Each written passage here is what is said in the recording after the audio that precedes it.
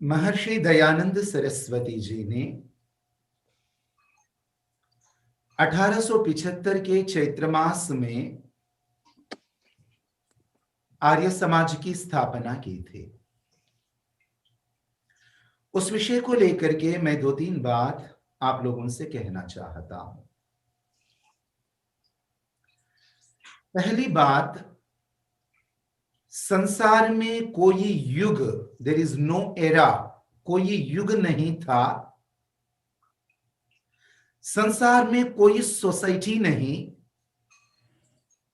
इस संसार में ऐसा कोई परिवार नहीं, और इस संसार में ऐसा कोई मनुष्य नहीं जिनके जीवन में कोई ना कोई कष्ट, कोई ना कोई परेशानी, कोई ना कोई प्रॉब्लम ना हो। आप ढूंढ लीजिए, चाहे वो सतयुग था, चाहे त्रेता, चाहे आज कलयुग, चाहे जब श्री कृष्ण जी जीवित थे, चाहे जब शंकराचार्य जी जीवित थे, चाहे जब ऋषिवर दयानंद जी जीवित थे। ऐसे संसार में बुराइयां, परेशानी, कष्ट, दुख और संकट सदा रहे हैं। किंतु हमें क्या करना है, क्या बनना है? एक साधारण व्यक्ति केवल परेशानियों को गिनता रहता है, गिनाता रहता है, मैग्निफाई करके बोलता रहता है और XYZ को कोसता रहता है। उसकी वजह से ये हुआ, इसकी वजह से ये हुआ। पर यह कोई तरीका नहीं, इससे कुछ बदलने वाला नहीं। किंतु जो महान व्यक्ति होता है, महान पुरुष होता है, वो कोसता नहीं, वो गालियां नहीं देता, वो अपने भाग्य के ऊपर रोता नहीं, वो उस स्थिति को बदलने के लिए पुरुषार्थ करता। छोटा सा एग्जाम्पल, घनघोर अंधकार को 10 घंटे जी भर के कोसते रहे हम, कुछ नहीं होने वाला। अंधकार ऐसा ही रहेगा। हम उस अंधकार को दूर करने के लिए 10 घंटे अपने कंठ को कष्ट देने के स्थान में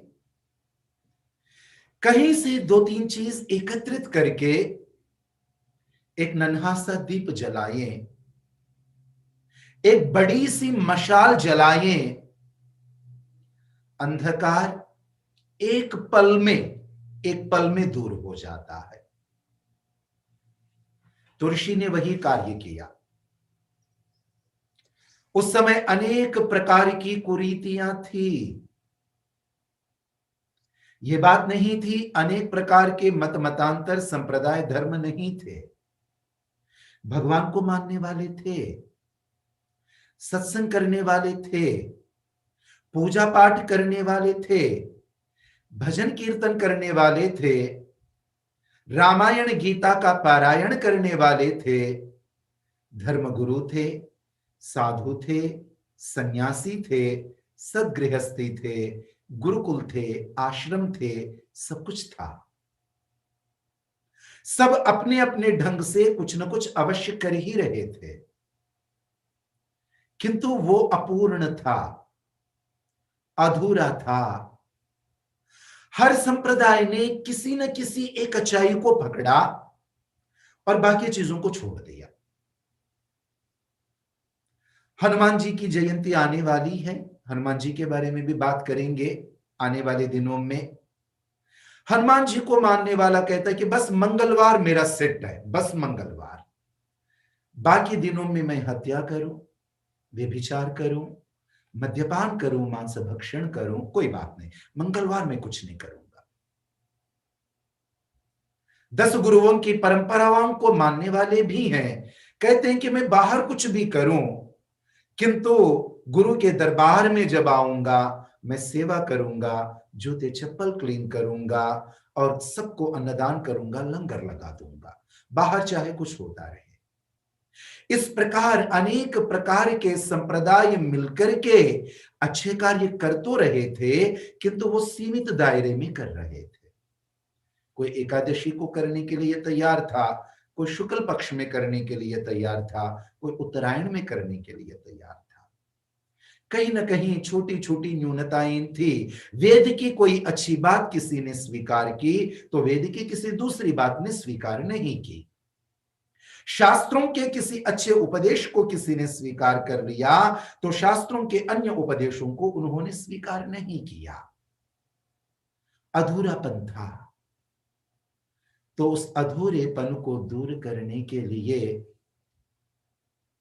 जगत के अंदर फैली हुई कुरीतियों को दूर करने के लिए, अच्छाइयों की रक्षा के लिए, बुराइयों के दूरीकरण के लिए ऋषिवर दयानंद जी ने एक धार्मिक, आध्यात्मिक, सामाजिक क्रांतिकारी संस्था की रचना की।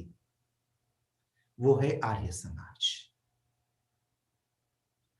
मैं प्रयास करता हूं, मैं ढूंढूं, आर्य समाज के अंदर दोषों को ढूंढूं। कुछ तो कमी रही होगी, कुछ तो कमी होनी चाहिए,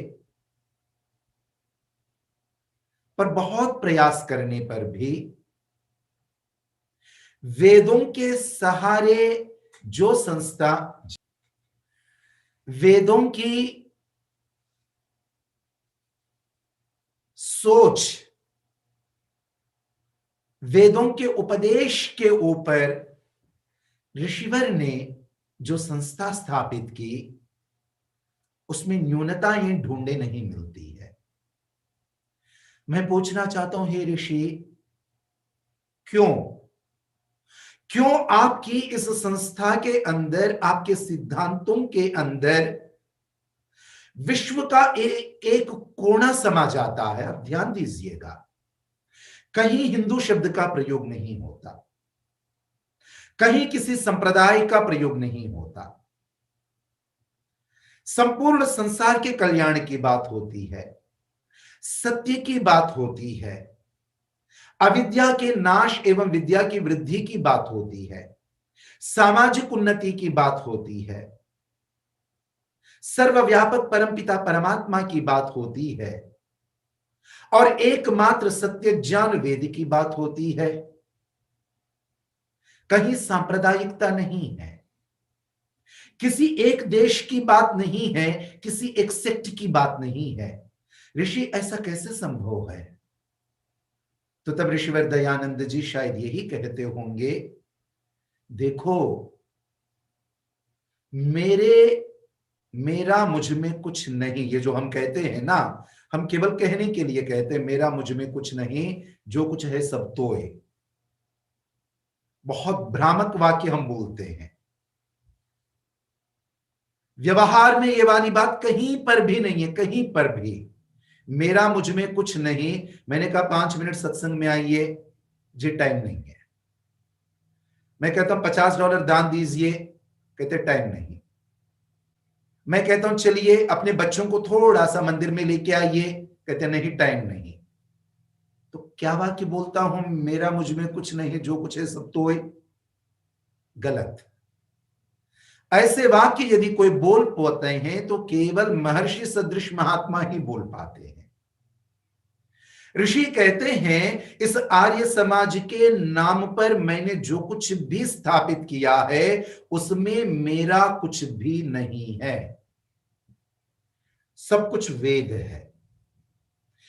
ऋषि ब्रह्मा से लेकर ऋषि जैमिनी पर्यंत महर्षियों ने जो वेद का संदेश दिया है, मैं उसी वेद के संदेश को आगे फैलाता हूं।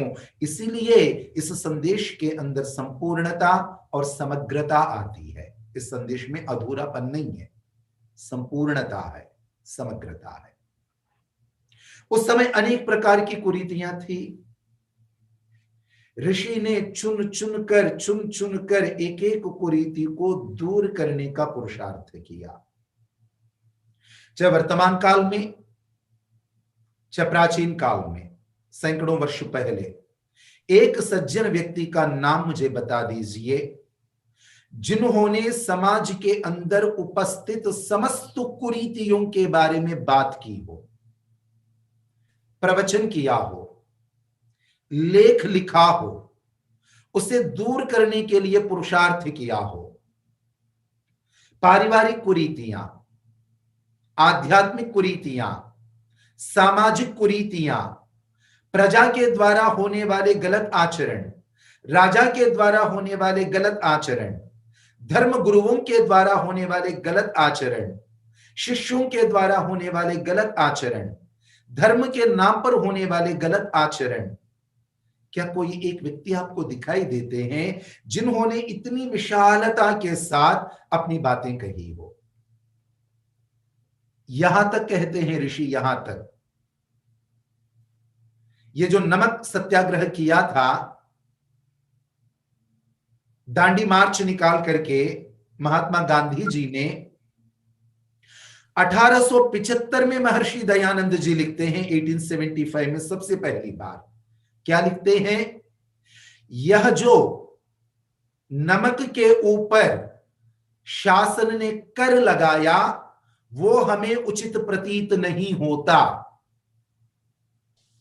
ये वाक्य सबसे पहले किसी ने कहा था तो वो ऋषि दयानंद ने कहा था। एक विशाल साम्राज्य में रहने वाले, शासक के साम्राज्य में रहने वाले एक अकिंचन सा सन्यासी, कितनी शक्ति होगी उस सन्यासी के अंदर, जो उस समय उन्होंने टैक्सेशन शुरू किया नमक के ऊपर, तो उसी टाइम ऋषि ने 1875 में लिख दिया ये कर हमें उचित प्रतीत नहीं होता, गरीब का सहारा है रोटी खाने का ये नमक, इसके ऊपर कर लगाना, इसके ऊपर टैक्स लगाना अच्छा नहीं है।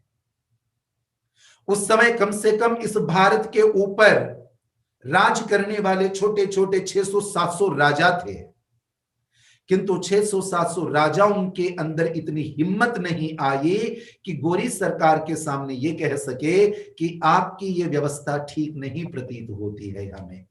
राजा भयभीत हो रहे थे, थर-थर कांप रहे थे, किंतु एक सन्यासी अपने पुस्तक में लिख देते हैं कि ये हमें उचित प्रतीत नहीं होता है, ये टैक्स होना नहीं चाहिए। तो इस प्रकार महर्षि दयानंद सरस्वती जी की वो समग्र कांति, समग्र चेतना कहीं पर सिमट करके आ जाती है तो वो है आर्य समाज। इसलिए प्रदीप जी ने कहा हर आर्य समाज में आज भी स्वामी जी मुस्काते हैं। यदि आप किसी आर्य समाज के साथ जुड़े हुए हैं, आप महर्षि दयानंद सरस्वती जी की मुस्कुराहट के साथ जुड़े हुए हैं। यदि आप प्रतिदिन बैठ करके संध्योपासना करते हैं, आप न केवल अपनी आध्यात्मिक उन्नति को कर रहे हैं, साथ ही साथ महर्षि दयानंद सरस्वती जी के उस तप के साथ, उनकी उस मुस्कुराहट के साथ आप जुड़े हुए हैं। समय है हम सब पुनः एकत्रित हों। क्या यह सदा सदा के लिए सत्य ही रहेगा? श्रेष्ठता के साथ लोग कम जुड़ते हैं, क्या इसको हम सत्य ही बना के रखेंगे? हम बड़े बड़े उदाहरण देते हैं, मछली की मंडी में जाओगे, लाखों करोड़ों मछली खरीद रहे होंगे, और सोनार की दुकान पे जाओगे, हीरे बेचने वाले की दुकान में जाओगे, एक दो ग्राहक इक्का दुक्का ग्राहक दिखाई देते हैं। ऐसा कह करके हम अपने आप को संतुष्ट कर लेते हैं। ऐसा न कीजिएगा। परम पिता परमात्मा से, मोक्ष आनंद से, उत्तम स्वास्थ्य से, पारिवारिक खुशहाली से, सामाजिक समृद्धि के लिए, राष्ट्रीय चेतना के लिए ऋषिवर ने जिस संस्था की स्थापना की, ये एकमात्र धार्मिक संस्था है जो केवल और केवल मोक्ष की ही बात नहीं करती। बाकी आप जिस किसी भी सत्संग में जाइए, वो केवल मोक्ष की बात करते हैं और उसका भी सही तरीके से डिजाइन नहीं समझाते। किंतु यह अकेली संस्था है कि एक पति और पत्नी के बीच में कैसे व्यवहार होना चाहिए, माता पिता के कर्तव्य क्या है, संतान के माता पिता के प्रति कर्तव्य क्या है, मेरे राष्ट्र के प्रति क्या कर्तव्य है, मेरे धर्म गुरुओं के प्रति क्या कर्तव्य है, प्रकृति के प्रति मेरा क्या कर्तव्य है, अन्य प्राणियों के प्रति मेरा क्या कर्तव्य है। इतनी सारी बातों को समझाने वाली संस्था, कोई धार्मिक संस्था इस धरती पर है तो वो आर्य समाज है। और कोई दूसरी संस्था हो तो आप मुझे बता दीजिएगा, जो आयुर्वेद का भी प्रचार करे, जो योगाभ्यास का भी प्रचार करे, जो अनाथालय भी खोलें, एक ही संस्था, जो चिकित्सालय खोलें, जो गुरुकुल खोलें, जो कन्याओं की पाठशाला खोलें, जो विधवाओं के उद्धार के लिए कार्य करें, जो देशभक्ति के गीत गाए, जो शहीदी दिवस मनाए, क्या संसार में कोई दूसरा मंदिर है जो इन कार्यों को करता हो? आप सोचिएगा। जहां जहां आपदा होगी वहां वहां रेड क्रॉस जहां पहुंचता होगा वहां आर्य समाज भी पहुंचता होगा, भारत के अंदर आर्यवीर दल भी पहुंचता होगा। क्यों? मेरे ऋषि ने, मेरे देवता ने हम सब लोगों के लिए कहा, संसार का उपकार करना इस समाज का मुख्य उद्देश्य है। अपनी ही उन्नति में संतुष्ट न रहना चाहिए, किंतु सबकी उन्नति में अपनी उन्नति समझनी चाहिए। ऐसी अनेक बातें ऋषि ने हम लोगों को समझाई और हमारी खोई हुई चेतना को, आत्मगौरव को जगाया, आत्मगौरव को जगाया। उस समय यदि कोई दबता नहीं था उस ईसाइयत के सामने, उस गोरे प्रबंधन के सामने, वो आर्य समाज ही था। उसके अंदर अपनी संस्कृति के प्रति कूट कूट करके गौरव की भावना भरी हुई थी। हम संस्कृति के स्तर पर निस्तेज हो चुके थे। अपनी मान्यताओं के प्रति हमारे अंदर गौरव की भावना नहीं है। तो अपनी प्राचीन संस्कृति के प्रति गौरव की भावना भरने का श्रेय किसी को जाता है तो वो आर्य समाज को और ऋषि दयानंद को जाता है। तर्क करने की शक्ति यदि हमारे अंदर किसी से प्राप्त हुई, वो पुनः पुनः दयानंद जी से एवं आर्य समाज से हमें तर्क करने की शक्ति प्राप्त हुई। तो इस प्रकार सब प्रकार से परिपूर्ण एक संस्था ऋषिवर दयानंद जी ने हमें दे दी है। तो उस संस्था की स्थापना दिवस पर हम लोग आज अग्निहोत्र कर रहे थे, नववर्ष मना रहे थे। इसलिए मैं हाथ जोड़ करके आप सभी से निवेदन करता हूं, केवल अपनी भावी पीढ़ी को, नेक्स्ट जनरेशन को बढ़िया कपड़ा, बढ़िया खाना पीना, एक आलीशान कोठी, सुंदर सुंदर गाड़ियां दे करके संतुष्ट मत हो जाइए। ये सब मिलकर के भी उसे शांति नहीं दे सकते। इन सब के होते हुए कितने लोग आत्महत्या कर लेते हैं मैं जानता हूं।